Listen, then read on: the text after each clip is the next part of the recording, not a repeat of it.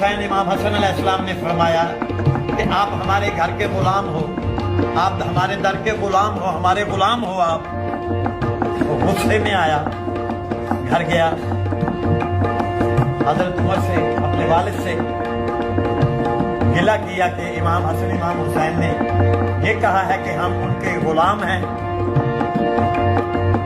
तो हजरत उमर ने फरमाया, बचड़ा फख्र दी गल नहीं, बदनामी दी, बदनामी दी। लिखो आके गिन आ तहरीर गुलामी, वाह वाह वाह वाह, आके आ तहरीर गुलामी दी। हजरत उमर ने गल करके समझाया, नौकर ते सरदार